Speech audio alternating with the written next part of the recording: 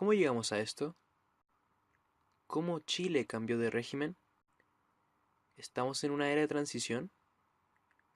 Para responder estas y más preguntas, conviene sentarse a ver este documental llamado La alegría esperada.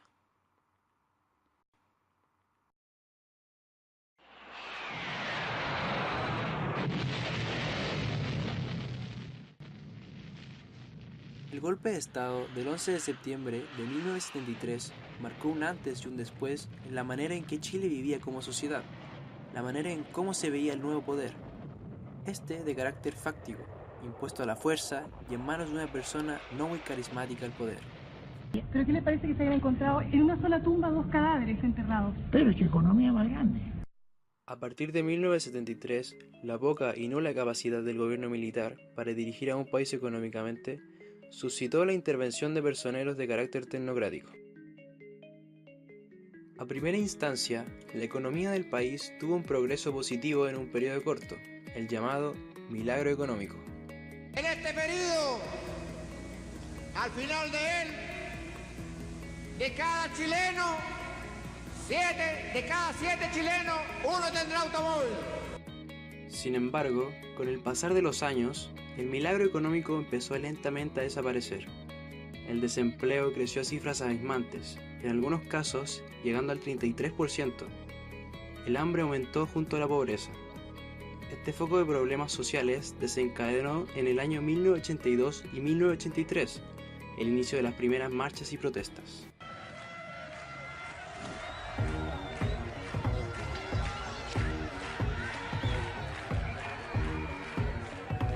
Cada habitante de nuestra tierra debe valorar lo que significa vivir en un país en que reina la paz. Las sucesivas manifestaciones en contra de las medidas económicas de la dictadura llevaron a la radicalización y al inicio de la búsqueda del fin de la dictadura.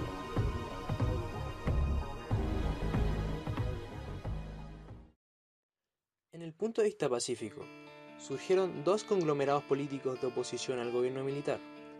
Uno fue nombrado como Alianza Democrática, el cual fue fundado el 6 de agosto de 1983. Este era liderado por Gabriel Valdés, Enrique Silva Cima y Ricardo Lagos. Estaba conformado por una alianza entre los partidos Demócrata Cristiano, Socialdemocracia, Radical, Unión Socialista Popular y Derecha Republicana. Los partidos y grupos de izquierda no representados en la Alianza Democrática crearon en septiembre de 1983 el Movimiento Democrático Popular. Esta era una coalición política de izquierda, la cual estaba conformada por el Partido Comunista de Chile, Partido Socialista y el Movimiento de Izquierda Revolucionaria. Un plebiscito se define como una votación popular en un momento determinado y con suma urgencia, en el cual se realiza una pregunta específica que tiene como respuesta un sí o un no.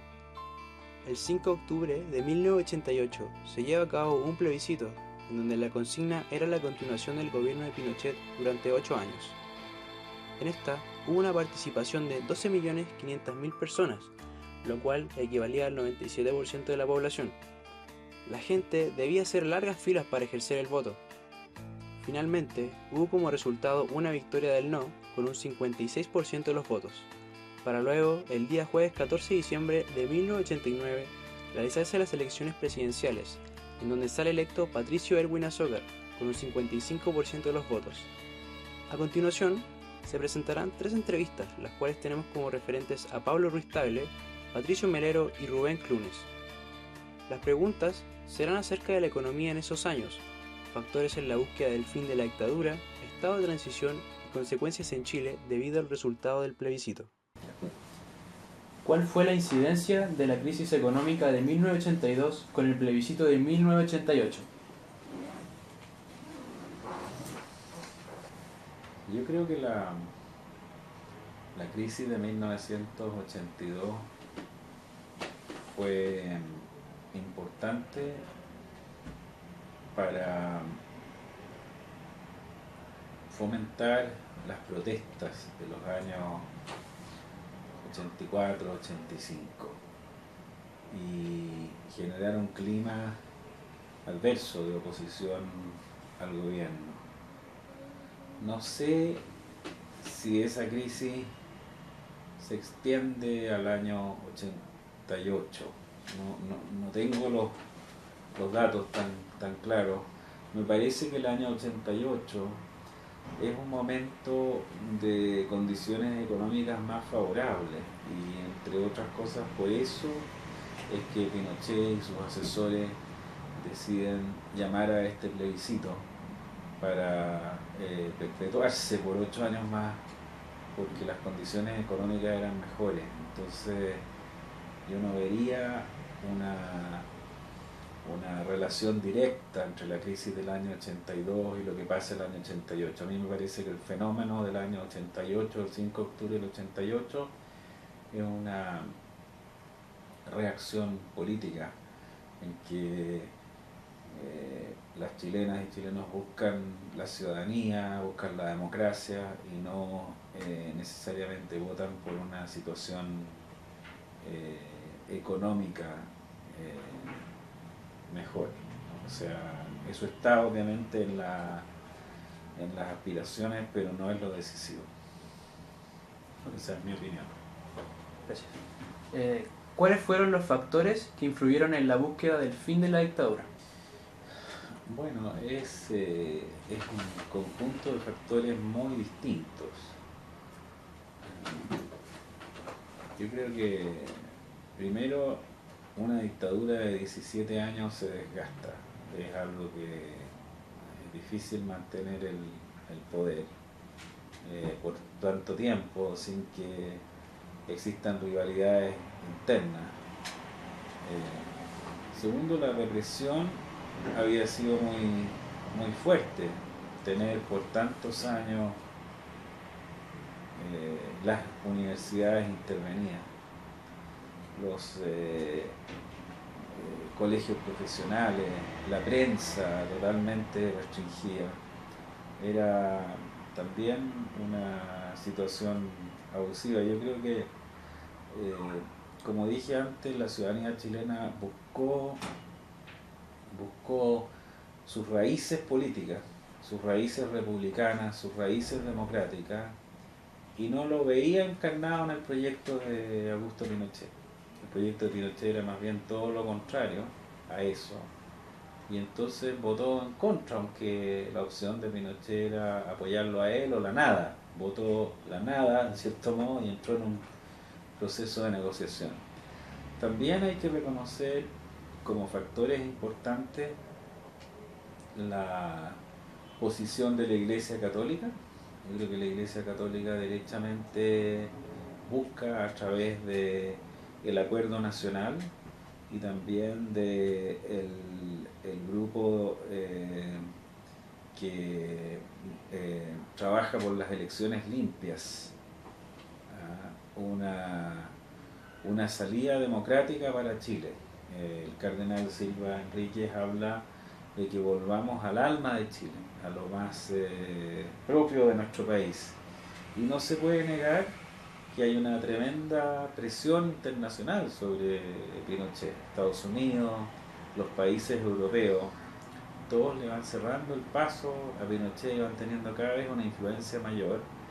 Y si Pinochet tenía una economía abierta al exterior, eso influye en la parte económica. Entonces yo diría, no son puras causas económicas, también hay causas políticas, causas que tienen que ver con lo que yo llamaría una cierta tradición constitucional republicana para volver a ese cauce y abandonar lo que fue la dictadura. ¿Y quiénes fueron los protagonistas de este proceso? ¿De la vuelta a la democracia? Claro. Bueno, yo creo que hay muchos protagonistas muy importantes. Yo nombraría, por ejemplo, a Raúl Silva Enríquez, nombraría también a Gabriel Valdés, que fue muy importante en la construcción de la Alianza Democrática y de reunir a todos los partidos en un arco que fuese contrario a Pinochet. En la derecha yo creo que hay hay también personalidades significativas que participan del acuerdo nacional, aunque votan finalmente a favor de Pinochet. Ellos quieren la vuelta a la democracia, como Andrés Alamán, por ejemplo. Y en la izquierda, Ricardo Lagos es muy importante con sus apariciones en televisión y con su liderazgo político en ese tiempo. Y no es tan marcado el liderazgo de Patricio Elwin, pero después se transforma en el candidato presidencial que va a ser electo y que reúne a todas las fuerzas.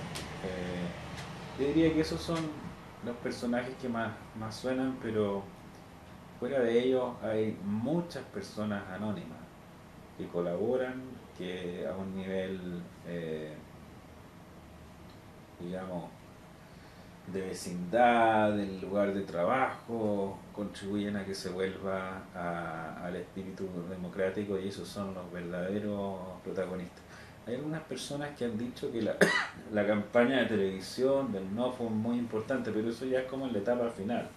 Hay que mirar el proceso desde mucho antes, desde quizás las protestas de los años 84-85. Bueno, a su parecer, ¿seguimos en un estado de transición? Bueno, yo lo expliqué en clase. Yo digo que sí, estamos en una transición a la democracia porque tenemos artículos transitorios que todavía impiden que la Constitución rija plenamente. Artículos transitorios que no solo limitan o establecen una solución para un problema específico, como podría ser, no sé, las elecciones de los consejeros regionales, sino que establecen que buena parte del derecho de la dictadura subsista como válido hoy día. Normas que tienen que ver con la gran minería del cobre, con arreglos de todo tipo, con limitaciones a la suscripción del Tribunal Penal Internacional, que son cuestiones muy significativas que a mi juicio tendríamos que eliminarlas para estar en plena democracia. ¿Ocurrió un cambio en Chile a partir del plebiscito? Por supuesto, es un cambio gigantesco, es un cambio en el cual la ciudadanía chilena recupera el poder constituyente, se lo quita a la Junta de Gobierno y lo vuelve a ejercer como un pueblo en una democracia constitucional, en una democracia representativa, que tiene limitaciones nuestra democracia, que no es perfecta, pero que reinicia la senda de lo que fue históricamente Chile en su tradición constitucional, republicana, liberal y democrática. Entonces, ese evento yo lo veo como un evento muy importante, muy significativo, en que casi el 90% de la ciudadanía votó y abrieron la posibilidad de retornar a la democracia, que se inicia después en marzo de 1990 con un gobierno elegido, con un parlamento elegido y con plena vigencia de los derechos, con las limitaciones que hemos anotado a los artículos transitorios. Como última pregunta, ¿usted cree que llegó la alegría a Chile?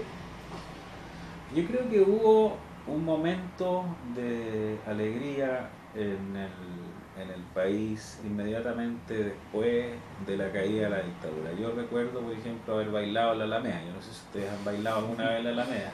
Claro. De haber abrazado o visto abrazar carabineros, haber visto una tremenda fuerza ciudadana expresada cuando se vuelve a la democracia. Pero en materias políticas esos momentos de entusiasmo, felicidad y alegría no pueden durar mucho tiempo. Lo que importa es la construcción gradual, sistemática, responsable, humilde de la democracia. Y uno no debe trabajar solo por esos momentos de alegría. Hagamos la analogía con el fútbol. Nosotros estamos felices con el resultado del martes pasado, pero el fútbol no es solo estar feliz como después de los resultados del martes pasado, es volver a entrenar, es volver a pensar cuál es el próximo rival, cuál es el próximo obstáculo que tenemos, es prepararse, es trabajar muy duro para que nuestra selección sea muy buena y sea competitiva. Algo parecido existe en la política.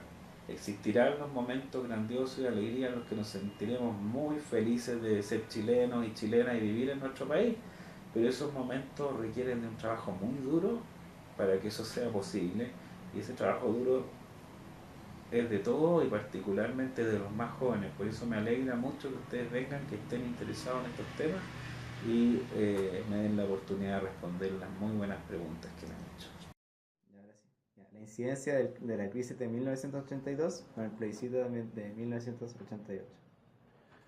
Bueno, en el 82 se inicia una crisis económica de repercusiones que alienta las primeras protestas, ¿verdad?, masivas en Chile en contra del gobierno del presidente Pinochet, y hace un cambio de gabinete, entra el ex senador Sergio Nofrejar para ser ministro del Interior, y se produce además una situación de alto desempleo. Esto a veces uno se olvida, pero yo recuerdo que la región metropolitana llegó a tener un 27% de cesantía.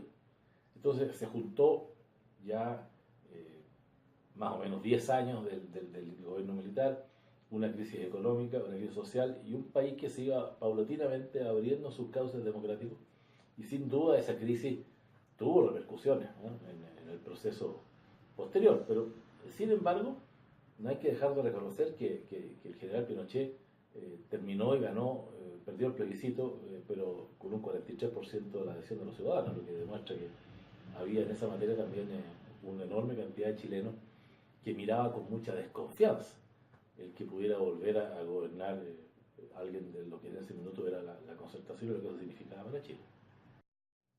¿Me podría decir usted cuál fue la incidencia de la crisis de 1982 con el plebiscito de 1988? Son dos plebiscitos distintos. El del 82 fue una consulta nacional sin registro electoral, y el plebiscito del 88 estuvo en el marco del itinerario constitucional que el propio gobierno militar se había autoasignado y se hizo con registros electorales. Tiempo previo a la realización del plebiscito de octubre del 88, los chilenos nos pudimos inscribir y por consiguiente fue un plebiscito con todas las normas que un sistema democrático exige. Por consiguiente son dos eventos bien distintos, tanto en lo que se preguntaba como en la forma como se realizaron. ¿Cuáles fueron los factores que influyeron en la búsqueda del fin del gobierno militar?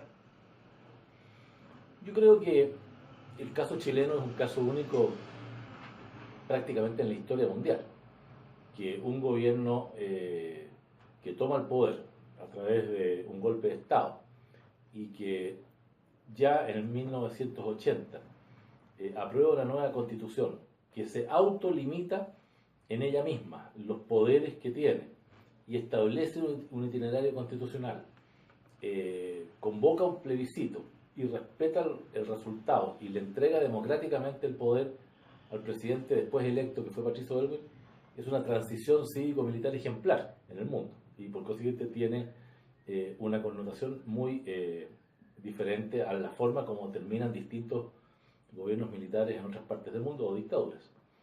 Creo que esa fue la connotación que tuvo, diferenciadora del resto de otro tipo de situaciones. Okay. ¿Cuál fue la trascendencia del plebiscito de 1988?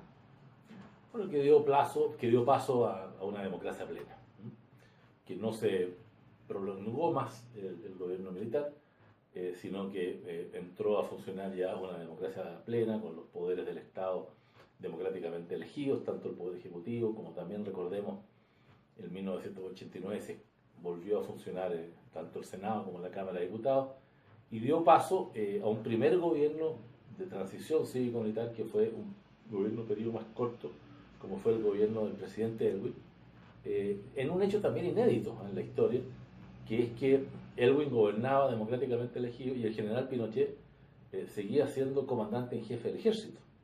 Y eso, en palabras del propio presidente Aylwin, él lo reconoce como un elemento que también ayudó a una transición exitosa, porque el que Pinochet estuviera al mando del ejército daba garantías de que no iba a haber ninguna salida de madre, por así decirlo, ningún hecho, te fijas, que alterara el proceso democrático que Chile estaba viviendo. ¿Seguimos en un estado de transición? No, yo creo que la transición, si bien se fue dando paulatinamente ya con los gobiernos democráticos, yo creo que el fin de la transición, en esto hay muchas opiniones, pero yo la sitúo en el 2009-2010 con la elección de Sebastián Piñera como presidente de Chile, en que por segunda vez después de 50 años triunfa un candidato de centro derecha en Chile. Y eso, a mi gusto, dejó establecido que en Chile puede haber alternancia en el poder entre un gobierno de centro izquierda y uno de centro derecha, sin que eso generara un hecho o una connotación de ingobernabilidad o dramático. Creo que Ricardo Lagos inició ese proceso al ser el primer gobernante socialista después del caos político y económico del gobierno de Allende, y creo que Sebastián Piñera fue el primer presidente democráticamente elegido de centro derecha después de 50 años, y eso dejó en evidencia la alternancia en el poder y por consiguiente el fin de la transición política. Estas serán dos preguntas. ¿Ocurrió un cambio en Chile a partir del plebiscito? ¿Llegó la alegría a Chile? Bueno, yo creo que sin duda hubo un cambio gigantesco. No solamente el país volvió a su plenitud democrática, sino que se empezaron a dar todos los pasos de una transición muy importante, con los primeros cambios a la Constitución Política de 1980. Recordemos que ya a fines del gobierno militar se le introducen, si mal no recuerdo, cerca de 59 cambios a la Constitución Política. Se pacta una transición que fue muy armoniosa y bien llevada. Y después, bueno, vinieron todos los demás hechos que son públicos, pero significó sin duda un cambio político muy trascendental, un cambio social de mucha repercusión y también una situación muy determinante en lo que fue la aclaración de las violaciones de los derechos humanos con el informe Rettig y con el informe de Verdad y Justicia y la colaboración del ejército en todo aquello, como también el informe Walech, que ayudaron también a acotar y a dejar en toda su dimensión lo que el tema de los derechos humanos había sido en Chile. Bueno, la primera pregunta es: ¿cuál fue la incidencia de la crisis económica de 1982 con el plebiscito de 1988? La incidencia tiene relación con la implementación de un modelo económico que empezó a imperar por la fuerza, a raíz de los grupos económicos que asesoraban a la dictadura o al régimen militar que encabezaba Augusto Pinochet con las Fuerzas Armadas. Y particularmente hubo un alto nivel de cesantía que se veía superado por la forma de generar empleo para poder generar reactivación. El modelo económico que se implementó en Chile proviene de la Escuela de Chicago con Milton Friedman.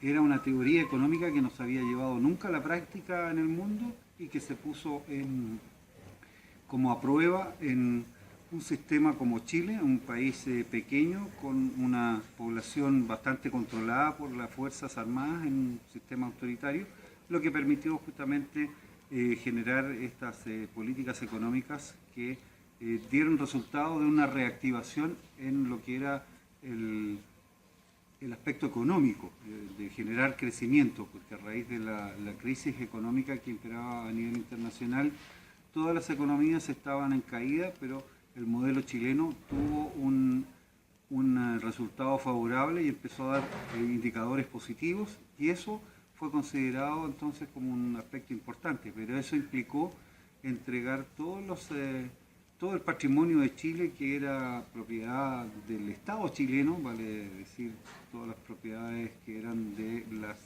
empresas estratégicas como la energía, vale decir, las empresas eléctricas, el gas, el agua, y que eran elementos estratégicos, pero que empezaron a ser privatizados. De allí también hubo una participación del mundo laboral, en donde se les prometía a los trabajadores tener participación en esta política de beneficio que implicaba la privatización de las empresas. Eso tuvo un repunte en lo económico. Sin embargo, veníamos arrastrando hace mucho tiempo problemas muy serios y que eran condenados a nivel internacional, que eran las violaciones a los derechos humanos.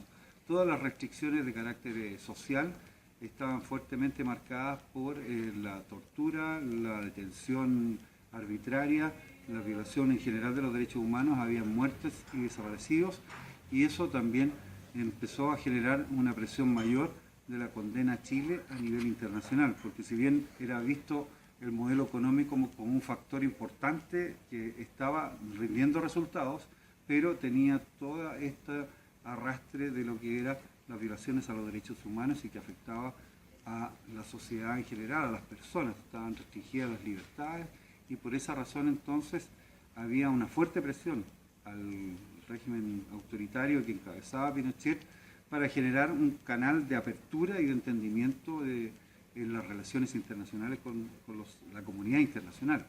Es por eso entonces que la incidencia mayor del modelo económico es vista de modo favorable por los resultados que tuvo en la productividad. Sin embargo, tenía la otra corriente, digamos, relacionada con el aspecto más social y político, que era justamente los abusos y los atropellos a la dignidad de las personas. Por esa razón, entonces, las violaciones a los derechos humanos también tuvieron una connotación muy fuerte para exigir o presionar por parte de la comunidad internacional una apertura al retorno a la democracia.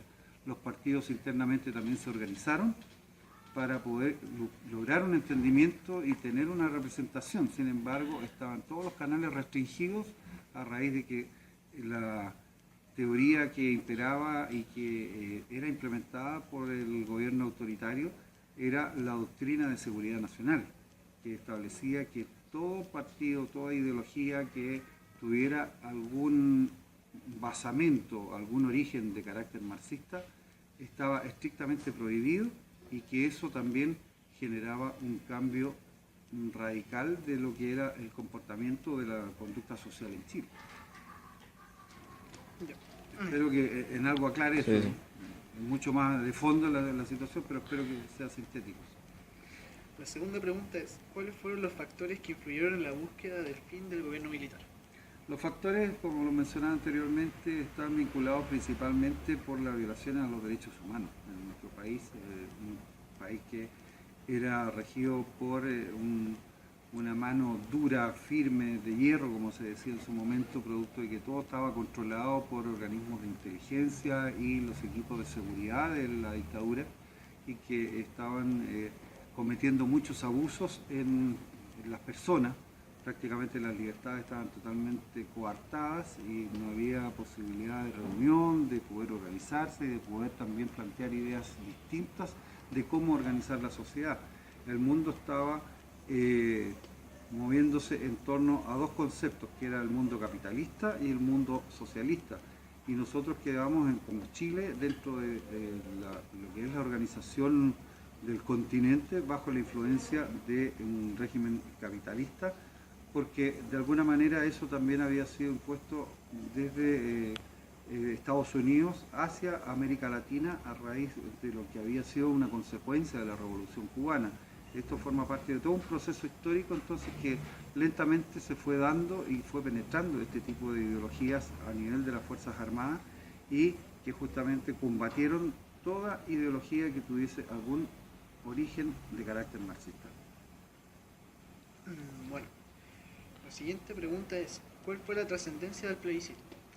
La trascendencia del plebiscito la marca el hecho de que había un itinerario establecido por la Constitución del 80 que había impuesto la dictadura a través de un sistema viciado de participación ciudadana, y que no había control a través de registros electorales. La gente se le planteaba que tenía que ir a votar, y hubo un sistema de votación de esta Constitución de los 80, y que esa Constitución, que fue aprobada de forma bastante irregular porque no había forma de controlar que efectivamente votaran todas las personas que tenían derecho a poder emitir su sufragio, y además los padrones no existían como hoy. Sí hay un sistema a través del Servicio Electoral CERVEL que sí permite establecer claramente quiénes son las personas que tienen derecho a voz y voto.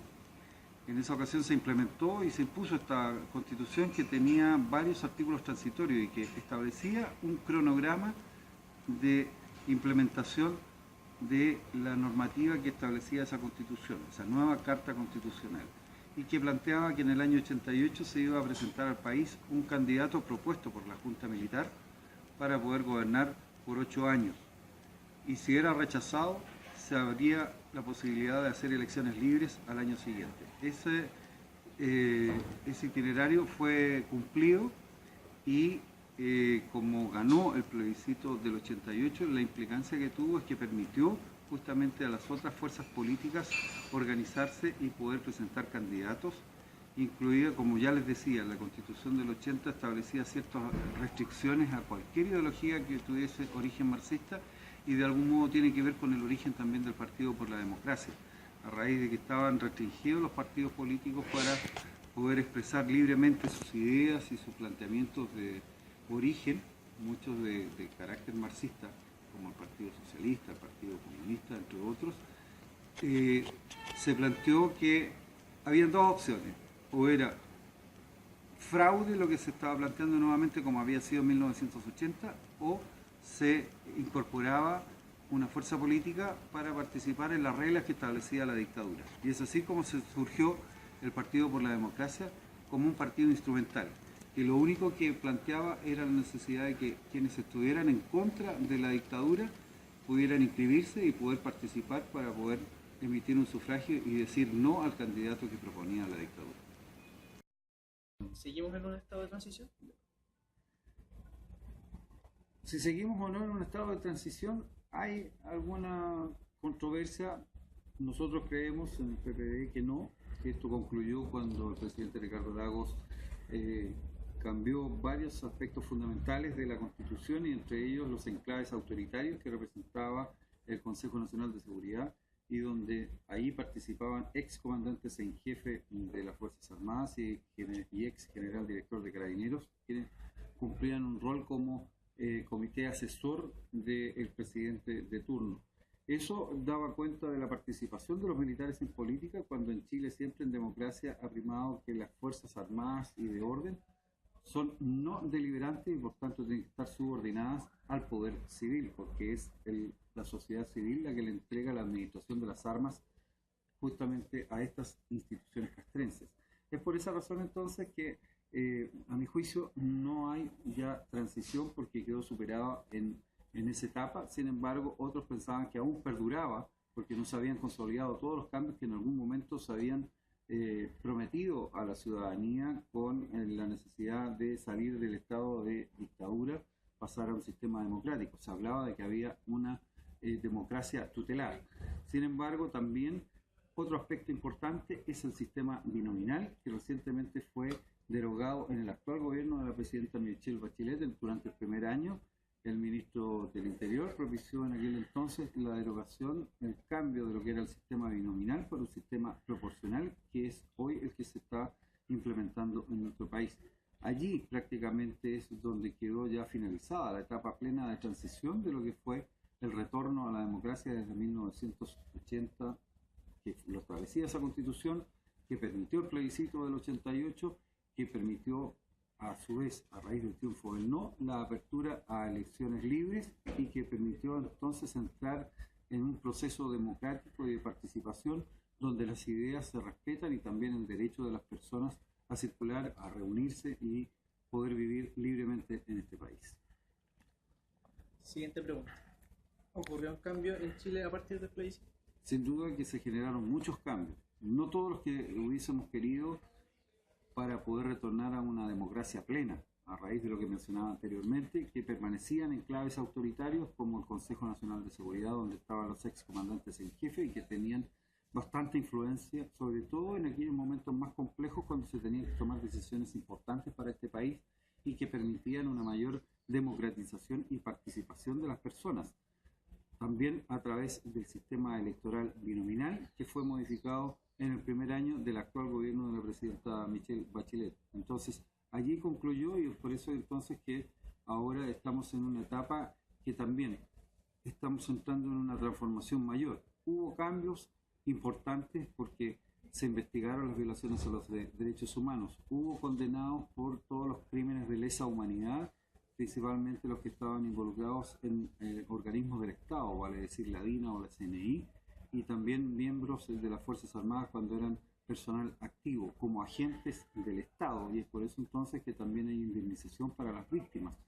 Pero hay muchos otros cambios que también fueron quedando pendientes. Por eso, en una primera etapa, era hacer justicia en la medida de lo posible, a raíz de las fuertes presiones que existían desde las Fuerzas Armadas para poder evitar que se investigara o que se hicieran cambios profundos. El modelo económico no ha sufrido mayores cambios y es por eso entonces que ha regido un sistema de libre mercado, pero que los gobiernos de la Concertación dieron un sello distinto, de un sello social. Se habla ahora de la economía social de mercado, que la idea era poder otorgar mayores beneficios a la ciudadanía que había sido postergada por mucho tiempo de los beneficios del modelo económico y de la actividad productiva en el país. Última pregunta.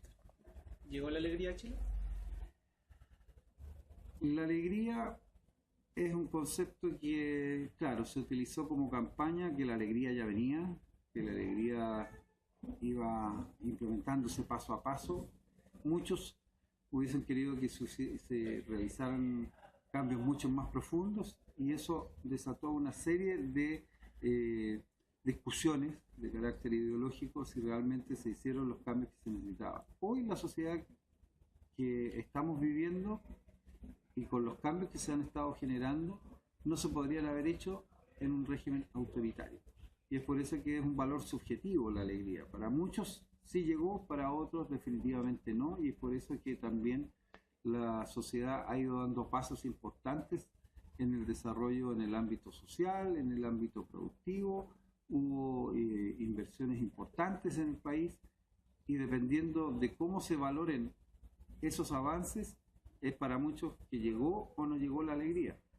Si tú me lo preguntas en lo personal, yo creo que la alegría sí llegó en la medida en que hoy podemos expresarnos libremente, el que ustedes puedan estar hoy haciendo estas preguntas y sin ningún temor a que nuestra integridad física o la vida esté en juego para poder dar cuenta de lo que yo pienso, lo que los demás puedan pensar y podamos tener discrepancias o diferencias. Pero aún así, hoy podemos hablar libremente, pensar libremente, poder organizarnos con libertad y obviamente siempre han habido desigualdades de carácter social, en lo económico y eso es una tarea pendiente que deberán sacar las futuras generaciones también con los representantes que hoy también son los que lideran las distintas fuerzas políticas que se organizan justamente para generar estos cambios. No es fácil para mí hablar de esto y manosear las mismas palabras de amor que se entregan a cualquiera.